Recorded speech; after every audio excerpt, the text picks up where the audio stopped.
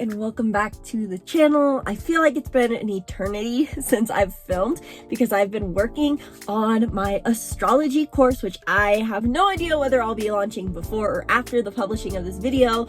I'm so excited about it, but if you want to find out more info, just leave a comment below and I will let you know if it's published, if it's ready to go, if you can access it. I'll give you all the details you want. Just let me know in the comments below. But today I wanted to talk more about why you may be attracting toxic people and the specific astrological aspect in your chart that may be the reason for this. Because in our birth chart, basically each planet, placement, and point acts as a magnet. And when we step into that energy, it can either play out in the positive or the negative. And I've noticed for a lot of people, including myself repeatedly, that this aspect in my chart has been the reason I always seem to attract people who don't want to necessarily hear my thoughts, don't care for my interests, who would rather me just be a fly on the wall. Now, before I dive into this video, make sure you hit the link in the description below to book your 1-hour coaching call / reading with me, where we dive deep into your unique personality type combination so you can understand yourself and get the things you want in life. Book in the link in the description below. Cannot wait to work with you.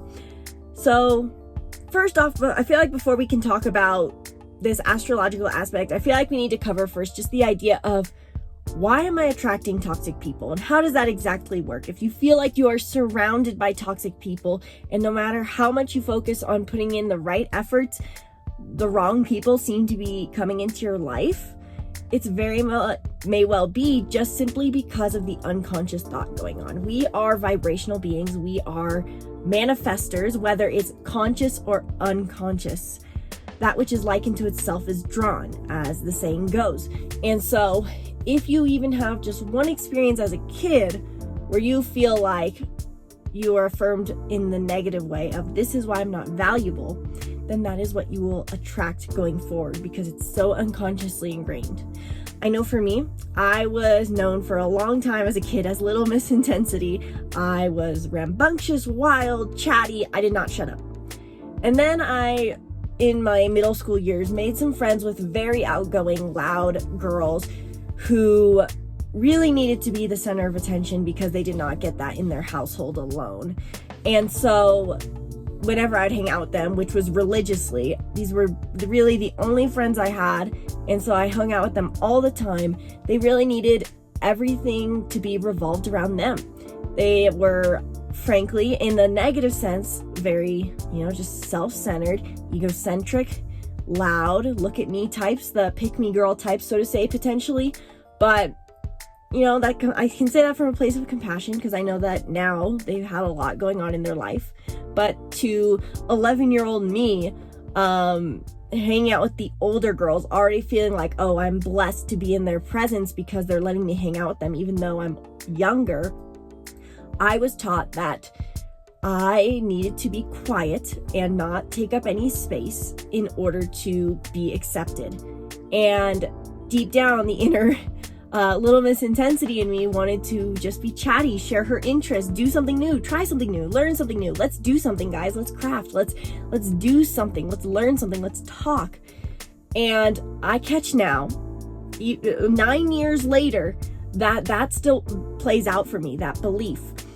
And I struggle still to find friends who I feel like truly value my presence, who want to hear my thoughts and my rambles, who want to do new things with me. And I keep asking myself, gosh, I've been focusing on manifesting a lot. I've been trying to set the right intentions. What is going on? And I could trace it back to actually one astrological aspect in my chart. And that astrological aspect is my Black Moon Lilith. So this is not to be confused with the asteroid Lilith. The Black Moon Lilith is actually a point in the chart. And it represents our, so to say, shadow side, the dark side of the moon. And it's named Lilith after, the first partner of Adam. She was a powerful woman who was basically needed no man, did her own thing. And because of that, she was too much. And so they threw her out, replaced her with Eve. Lilith in our chart represents the part of ourselves that is a place of power, but we may feel ashamed of.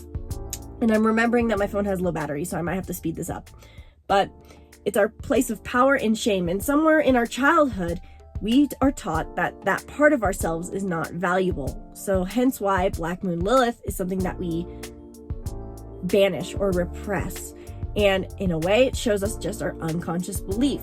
And the thing is, unless Black Moon Lilith is brought to light, it ends up playing out unconsciously. It can very much represent our unconscious behavior. And this is not even something I've seen for myself, but for other people.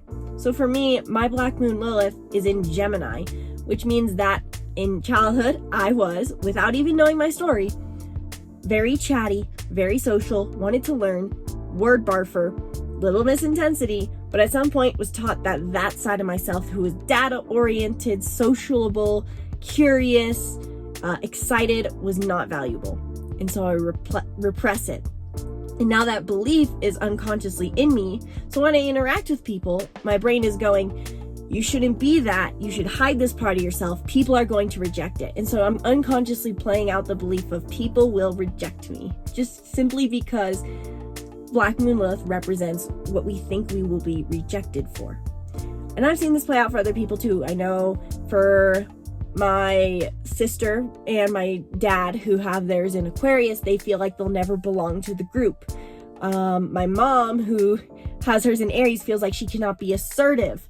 And this plays out specifically for her in her career. But I think this can play out for all people just in relationships and friendships. If we're attracting toxic people repeatedly, the Black Moon Lilith really can give us indicators into what vibration we are putting out there and what the root thought is at that. And even though we can be putting out, the rest of our birth chart energy, our moon in positive, our sun in positive, our north node in the positive, if our Black Moon Lilith has not been healed, we will still keep attracting toxic people. And being able to heal that is vital. But you can only heal it if you understand fully what it means to have your Black Moon Lilith in a specific sign. So I have a whole video series I'll pin up here on a card for my Black Moon Lilith series, going through each sign. Look at yours and listen to the part specifically as well on where I talk about how to heal it. I talk all about the actual proactive approach of how to heal this. And if you still have questions, book a reading and we can talk about it more if you feel like it's not clear. But knowing whatever sign your Black Moon Lilith is in will indicate what your belief is around what you can't be. And by default, then we attract people who will affirm that belief that we cannot be that.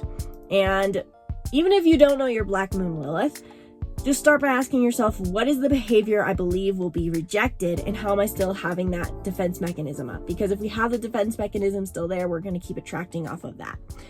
So let me know in the comments below what your Black Moon Lilith is in, and check out that video series. And if you want to understand more of why this is having you attract toxic people, then let me know in the comments below and book a reading where we can talk about it more.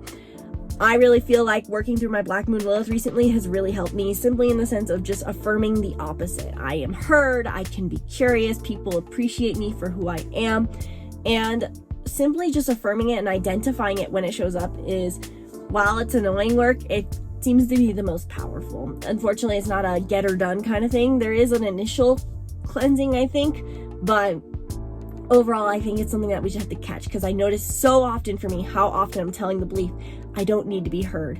I shouldn't be heard. And it's very similar to the Enneagram 9. So the Enneagram really does show that as well. But overall, the reason we attract toxic people can very much be just because of this one placement, which is literally our point of shame. So if you need more help understanding that, book a reading in the link in the description below. And stay tuned, turn on post notifications, and subscribe to YouTube channel, especially because I'm going to be announcing the launch of my astrology course very, very soon. And I'm super excited about it. This course is super in-depth. It's perfect for anyone who is either a beginner or advanced astrologer who wants to deepen their understanding of the stars and how they can be their own astrologer. The Master Astrologer, which is the name of my course, will be launching very soon, and it goes in depth into multiple modules, into everything you need to know to chart and plan not only the stars, but your life. If you want more clarity over your life, if you want to feel more control over your life, this course is for you. So subscribe to the YouTube channel, turn on post notifications, and you'll be updated as soon as the course launches. Thank you guys so much for watching this video. Sincerely hope you enjoyed this take on why you're attracting toxic people into your life. Let me know in the comments below if it helped you. Once again, my name is Isabelle, and from my heart to yours, namaste.